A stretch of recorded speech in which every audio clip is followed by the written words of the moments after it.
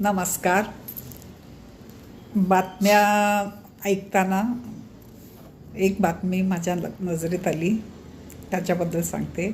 आतापर्यंत अग्निवीर ह्या स्कीममध्ये वर्षाकाठी 50,000 नेमणुकी होत. तर आता ह्या वर्षापासून त्या 1,00,000 होणार आहेत. तर मला असं वाटतं की ज्यांच्या घरी चांगले हेल्दी मुलं आहेत, मुलं मुली 11वी 12वी झालेली आहेत, शारीरिक क्षमता चांगली आहे, खेळणं बिळणं त्यांना चांगलं जमते, रनिंग वगैरे, कारण परीक्षा ही शारीरिक आपण घेतली जाते अग्निवीरसाठी, आणि पुढचं शिक्षणही व्यवस्थित करता येतं. 4 वर्षाचा शॉर्ट हे आहे, कालावधी आहे. 4 वर्ष सर्व्हिस द्यावी लागते. आणि महत्त्वाचं म्हणजे तिथे गेल्यावर जे टीमवर्क आहे, अग्निवीरमध्ये टीमवर्कचं महत्त्व खूप कळणार.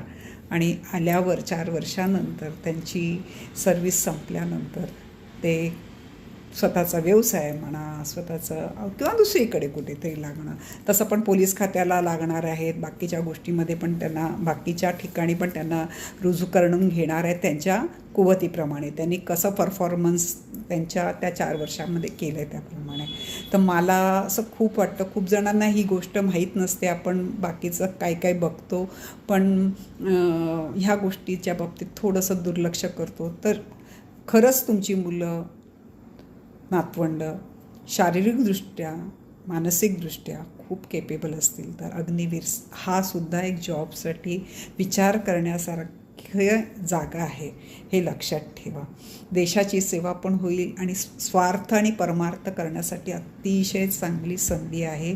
जास्त जागा घेतल्या जात आहेत, तर आपल्यातली जास्तीत जास्त मुलांनी त्याच्यामध्ये भाग घेऊन देशाची सेवा करावी. ह्याच्यासाठी माझा जास्त ग्रुप हा वयस्कर लोकांचाच आहे. तर पेरेंट्सने आपल्या मुलांना नक्की त्या बाबतीत वळवावं. आणि अग्निवीर ही सुद्धा एक त्यांना चान्स आहे, एक नोकरी मिळण्यासाठी, कामवण्यासाठी, एक किंबहुना त्याला तुम्ही पोस्ट ग्रॅज्युएशन समजा.